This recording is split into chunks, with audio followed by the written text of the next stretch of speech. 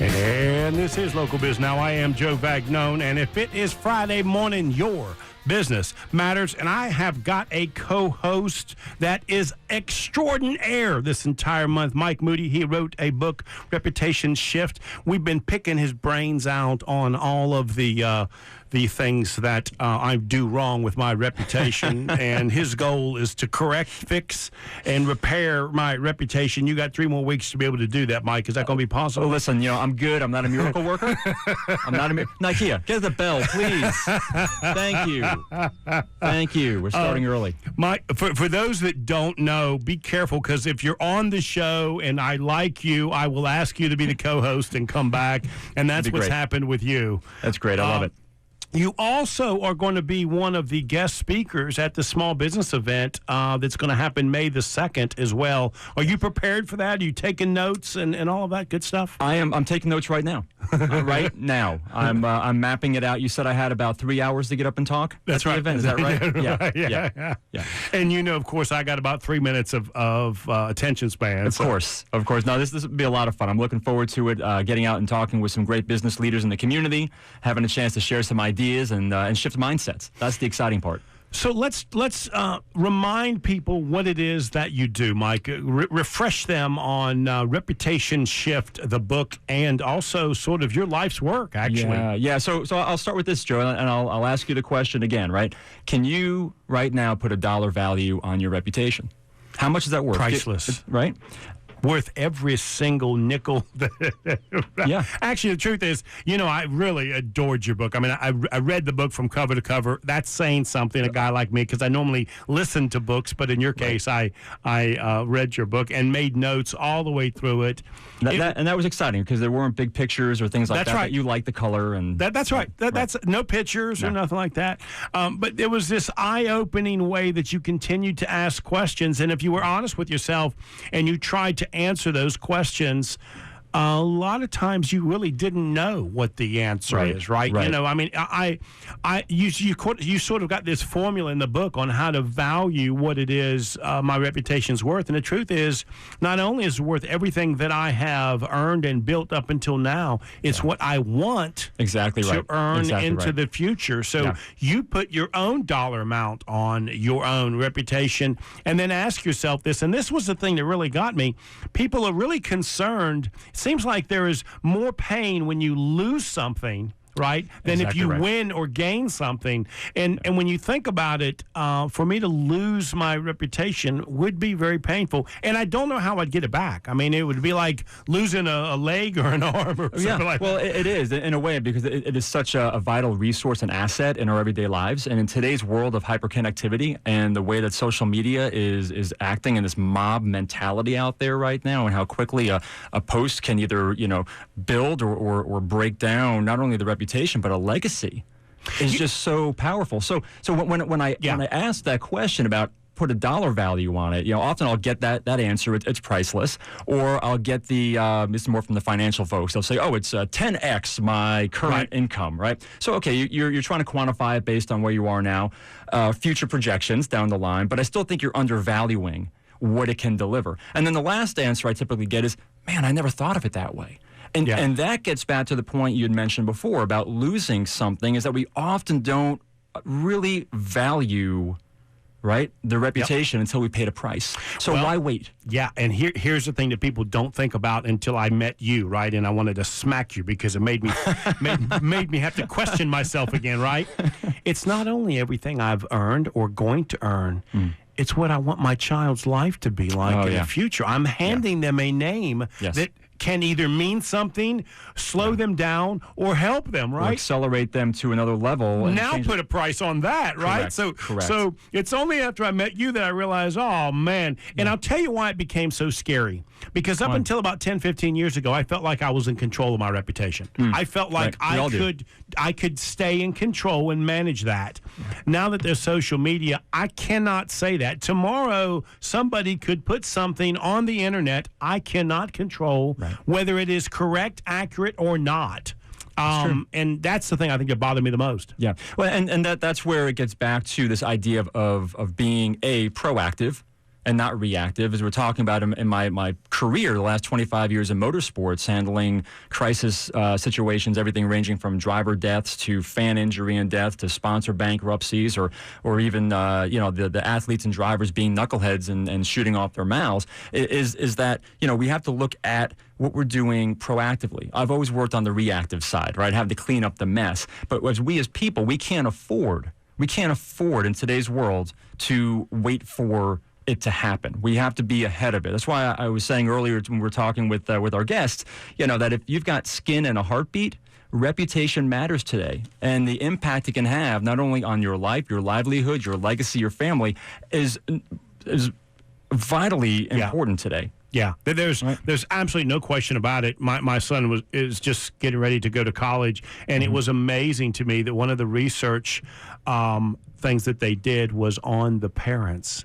Oh, wow. When I went to the interview, interesting, they were interviewing me, and I looked over at my wife, and I looked at the guy across the table. And I said, "Is this for my son or me?" He kind of smiled and said, "Well, we'd like to get to know you a little bit better." Yeah. And that's when my wife went, "Oh boy." Yeah. Oh, you don't want to know about Joe. Can we just stop this here? That would be great. That would be great. We don't claim Joe. That's right. We don't claim him. If we'd have known that, we wouldn't have brought him. We wouldn't have him here right now. That's right. He would have been out of town. That's right. But that's the reality, And it really is. It's a new age. It's a new time. They can look up anybody, and absolutely, they're going to define you in a way that they believe is appropriate based on the information they're receiving. Well, and their information really becomes more of a mosaic. It's not that crisp image that you and I may have because of the relationship that we've developed and built. Yeah, because right? I believe that this world would be a lot better place if there are more people like Joe. I mean, what a great place this would be if there's a bunch of Joes around. Is there something other than the bell that we can ring right now? A negative bell? A negative bell? Do we have one of those? It's got to be something. But you're right, though. I mean, that's the whole point of it is, what are we doing today that's rooted back in values, our values, right, and how that matters and what we do and what we say, and more importantly, what we don't do or we don't say. And if people wanted to reach you or get your book, how could they do that, buddy? So you do a couple different ways. One, you can go to my website, and it's very simple, MikeMooney.com, MOONEY, MikeMooney.com. You can find it on Amazon. You can go to BarnesandNoble.com as well and plug it in there. So you have a role, you have a responsibility as a co-host. I do. And we're going to talk about something. What are we going to talk about? So I wanted to talk about something that plays off of the conversation from last week, Joe, which is around trust. But this week, shifting gears to an article that I read that, again, just really surprised me from a key statistic that jumped out. So let me ask you this, Joe. When you're talking with business owners and your clients, and they're talking about like what grounds them, what is important to them in their organization and defines them, their North Star, what are those things? That's interesting. They have a hard time picking one thing. So most of my clients, remember, I deal with businesses with about $4 million in gross sales or less. Right. Most of them, it is a personal interest in their time. Yeah. What seems to be the important factor for them is rooted in something personal, some sort of interest in time, right. The income is not the primary driver in most of my clients why they're self-employed. Right.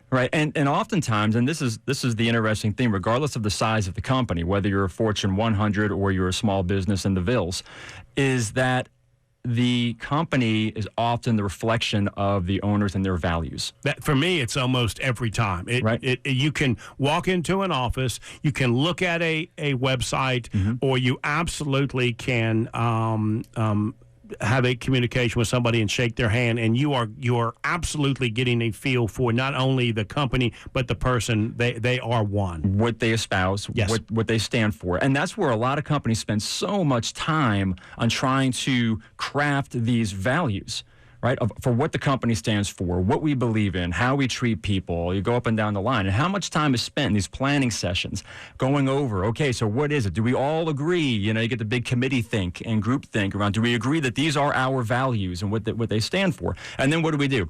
We go to the graphic design shop and we have them make these beautiful murals and wall pieces, and we put them up on the wall. We frame them. We put them on the key card fobs that get us from place to place in our company through doors, and the values are everywhere, right?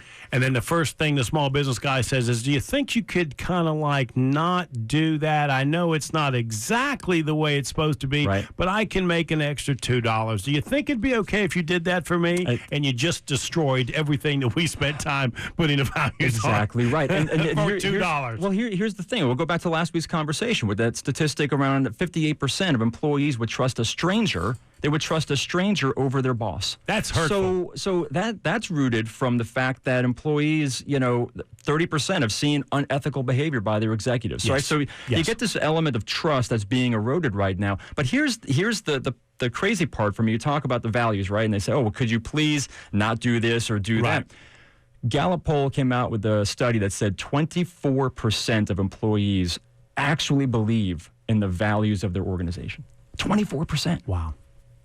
So not only do we have this ridiculous gap in trust with executives, now we spent all this time trying to say, hey, this is what we stand for. These are our values, what we should come to life and be living out in our everyday moments with our customers and our colleagues and our stakeholders, and only 24%. So where do you think the disconnect on that is? Well, I'll tell you what seems to happen for my clients. I don't think they realize, especially in this day and age, right, that there are so many ways for me to gather information.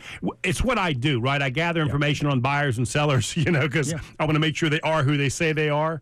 You have to vet them. You would be amazed how I can walk past somebody's car and look in the back seat.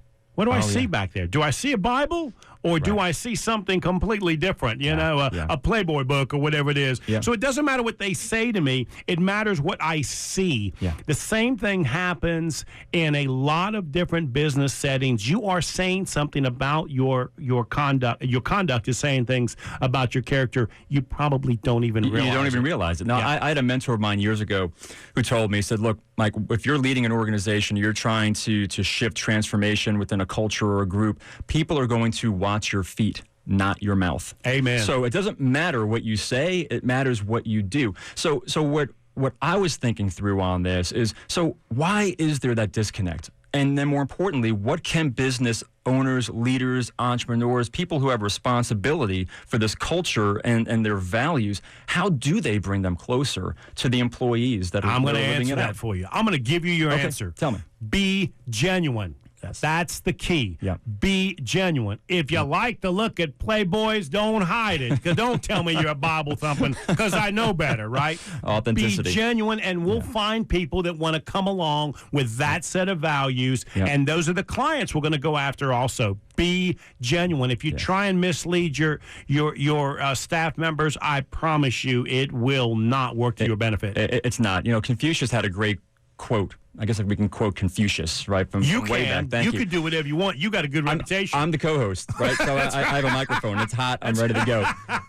He said this: there are three things you can't hide from: the sun, the moon, and the truth. So it doesn't matter how long you try to roll a different way in an inauthentic manner. It will eventually come out, right? But let me drill down a little more for a practical play here that's going to help some business owners out there, or even some advisors. We are going to figure out how we can connect values. And it may seem like, oh my gosh, this is going to be such a pain in the tail, but here's how you do it. You actually sit down with the people on your team, one by one, and you walk through what it is they do during their day. What is their responsibility? What is it that they do that plays that integral role in your company? And say, okay, let's talk about this role and function. Which of the values line up to this, and how will you live these out? You almost got to help them see that light. Oftentimes, we just leave it to people's own, their own devices to say, okay, I'll figure out how this makes sense for me. I'll figure out how I can align the values in with the actions that I'm putting forth every day consistently. So if we just leave it to them, we're going to end up with this 24% statistic, right? So I really believe as leaders, we have to step in to leadership, which means roll the sleeves up, talk to your team, help them understand why values matter, why it has an impact to the business, how what they do every day should reflect and aspire to live out all of these company values. So if somebody wanted to reach you again, Mike, how could they do it, buddy? They can do it a couple different ways. It's on, again, MikeMooney.com. My email is mike@MikeMooney.com. You can hit me on Facebook at Mike Mooney Speaks and other social media handles. And so we're going to take a break. When we come back, we're going to talk to a founder and a CEO of a company that I believe is part of what we're talking about. I think it's going to roll. No, I'm looking forward to this. Data-driven safety. Yes. Jason, we're going to put Jason in the hot seat. He's never been on the show. He's ready. He looks a little nervous, so you're going to have to be soft with him now. Okay. Well, I've warmed the seat up for you here. I got the mic all ready to go. He's ready.